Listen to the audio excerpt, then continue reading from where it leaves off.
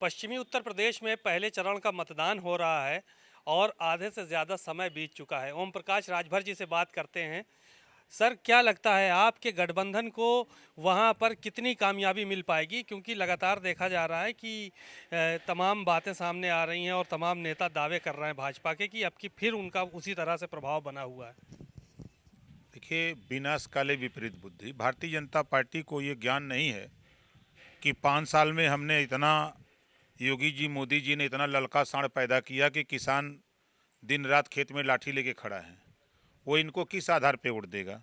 दूसरा, इन लोगों ने पिछड़े दलित वंचित समाज का आरक्षण खत्म किया। 69,000 शिक्षक भर्ती, 68,500 शिक्षक भर्ती में इन लोगों ने आरक्षण पिछड़े दलित का लूटा। किस आधार पे वोट पिछड़ा दलित इनको देगा? वहीं किसान 13 महीना गाजीपुर बॉर्डर पे था, तब ना तो प्रधानमंत्री गए, ना गृह मंत्री गए, ना मुख्यमंत्री गए। आज किस मुँह से वोट इनको देगा? आज 13 महीना वो धरना दिया है, आंदोलन किया, 700 किसान शहीद हुए हैं। आज वो शहादत का बदला लेने का समय है। आज वो इनकी भारतीय जनता पार्टी की आज तिरही कर देगा। आज पहले चरण का चुनाव है, इसी चुनाव में इनका तिरही कर देगा। इनको याद आ जाएगा कि नहीं, हाँ, भेंट किसी से हुई है। आज ज़रूरत है, जो हम लोगों ने जनता के बीच में बताने का प्रयास किया कि हम 6 महीने में मुख्यमंत्री अखिलेश यादव को बनाकर ओम प्रकाश राजभर 6 महीने में जातिवार जनगणना कराएंगे। हम 300 यूनिट बिजली फ्री देंगे, हम पुरानी पेंशन बहाल करेंगे, हम गरीबों का इलाज फ्री करेंगे, एक समान अनिवार्य फ्री शिक्षा देंगे, हम प्रदेश में अमन चैन भाईचारा। वादे तो बहुत कर रहे हैं आप शुरुआत से लेके अभी तक, लेकिन ईवीएम जो खराब हो रही हैं, बड़ी संख्या में ईवीएम की शिकायतें आई हैं तमाम जगहों से। वोटर वापस भी लौट रहा है। ये अधिकारियों की लापरवाही है। कुछ ऐसे अधिकारी हैं जो भारतीय जनता पार्टी के चुनाव एजेंट का काम कर रहे हैं। हम चुनाव आयोग से आपके माध्यम से मांग भी करता हूं कि ये ऐसी चीज़ों को अपने संज्ञान में ले। जब डीएम के नेतृत्व में जब मशीनें चेक होती हैं, चेक हुई तो इतनी बड़े पैमाने पर क्यों गड़बड़ी हुई? और विभिन्न बूथों से ये खबरें आ रही हैं कि भारतीय जनता पार्टी के लोग जगह जगह उदंडता कर रहे हैं। तो ये चुनाव आयोग की ड्यूटी है कि उनको कड़ाई से पालन करे। क्योंकि मैंने देखा हूं कि एक चुनाव आयुक्त था टीएन शेषन, उन्होंने 543 मेंबर ऑफ पार्लियामेंट का चुनाव करा दिया और कहीं कोई चू नहीं हुआ। एक वो, उसका नाम आज पूरे भारत में गर्व के साथ लिया जाता है कि एक टीएन शेषन चुनाव आयुक्त था। और आज हमारे चुनाव आयुक्त पीएमओ दफ्तर जाके हाजिरी देने चले गए। उसी दिन से उंगली उठने लगी है। फिर भी स्वतंत्र संस्था है। हम चुनाव आयोग से कहूँगा कि आपकी नैतिक जिम्मेदारी है कि सकुशल चुनाव कराना, ये चुनाव आयोग की जिम्मेदारी है। तो संदेह चुनाव आयोग पे भी है आपको, हैं?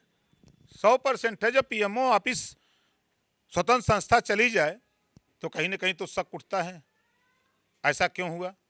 देश की राजनीति में पहली पार्टी भारतीय जनता पार्टी है जिस सरकार में सुप्रीम कोर्ट के जज प्रेस के सामने आकर के जनता से अपनी फरियाद कर रहे हों। ये पहली सरकार है। तो ये पहला काम चुनाव आयोग को भी पीएमओ दफ्तर तलब किया तो कहीं ना कहीं तो भाई संदेह उठता ही है। आशीष मिश्रा की जमानत हो गई है, गृह राज्य मंत्री टेनी के बेटे की।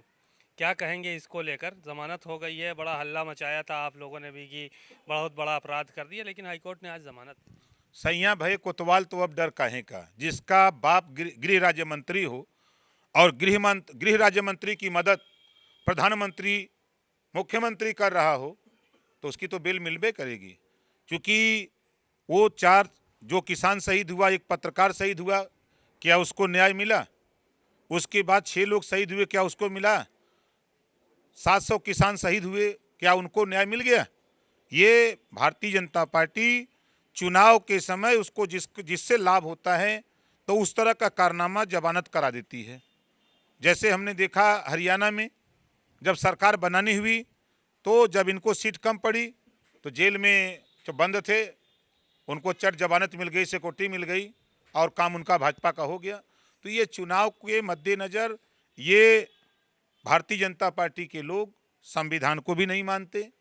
ये लोग सिर्फ अपना निजी स्वार्थ चाहते हैं।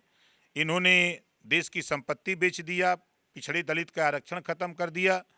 और ये लोग जो बोल रहे हैं, आप देखिएगा 58 सीटों का चुनाव हो रहा है ना, 50 से 52 सीटें साइकिल और हैंडपंप जीत रहा है उधर।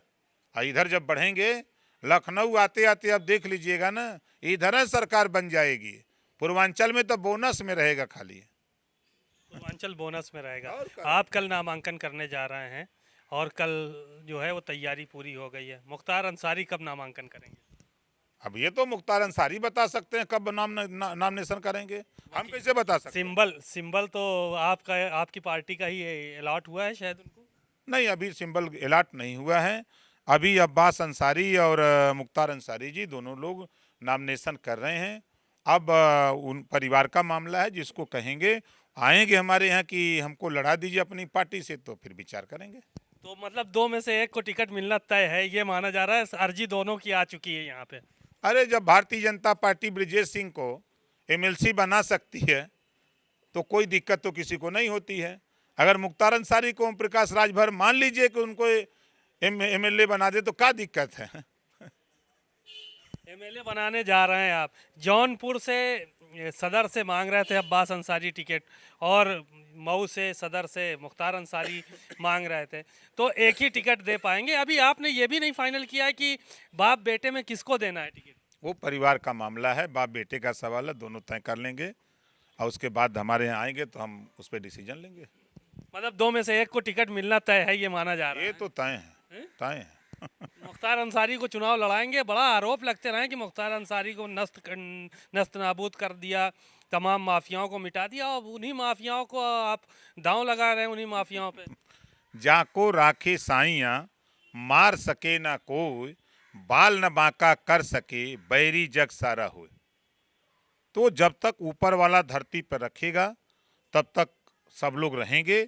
जिस दिन ऊपर वाला के यहाँ से टिकट कट गया तो उस दिन यहाँ से धरती से जाना है। अरे नाम तो बता दीजिए कि किसको टिकट फाइनल हो रहा है, अब्बास को दे रहे हैं कि मुख्तार को दे रहे हैं? ये संशय बरकरार है कल से अभी तक। ये दोनों उनको तय करना, हमको नहीं तय करना है। आपने बोल दिया इस बात को कि कोई भी एक आदमी लड़ लो चुनाव हमारे सिंबल से। लड़ सकते हैं, लड़ सकते हैं। दो में से किसी को भी दे सकते, मतलब एक टिकट आपने उनके घर के लिए बुक कर दिया? नहीं, बुक नहीं किया है। अभी वो आएंगे तब ना ये भी फार्म मिलेगा कि पहले ही हम ले जाके थमाया। बता रहे कि वकील ले गए ये भी फॉर्म आके। नहीं, नहीं, ऐसा कुछ नहीं है, मेरे संज्ञान में नहीं है। ये भी फॉर्म ले जाएंगे, आपके संज्ञान में नहीं होगा, ये कैसे पॉसिबल है? दस्तखत मुझे करनी होती है ना, ये फार्म पर मुझे करनी होती है, बीज उसको करना है वो करता है। तो अभी तो ये पर हम दस्तखत नहीं किए हैं। ये माना जाए कि दो में से एक आदमी चुनाव लड़ेगा, इस बात को कबूल क्यों नहीं कर रहे हैं आप? अब इतनी सब बातें कबूल किया है। भाई हम तो कह रहे हैं कि अब वो हमारे पास आवे, हमसे ये भी फार्म मांगे कि हम आपकी पार्टी से लड़ेंगे, तब ना हम कबूल करें कि यहाँ निकाह हो रहा है। बातचीत के लिए शुक्रिया। आप सुन रहे थे ओम प्रकाश राजभर जी को। बड़ी ही बेबाकी के साथ उन्होंने बताया कि मुख्तार अंसारी या अब्बास अंसारी, इनमें से दो में से कोई ना कोई हमारी पार्टी से चुनाव लड़ सकता है, और अब उनको परिवार को तय करना है कि वो किसको चुनाव लड़ाना चाहते हैं। दरअसल अब्बास अंसारी जौनपुर सदर से टिकट मांग रहे हैं और मुख्तार अंसारी मऊ से चुनाव लड़ने की फिराक में हैं। कैमरामैन अरशद के साथ सीमा नकवी, भारत समाचार, लखनऊ।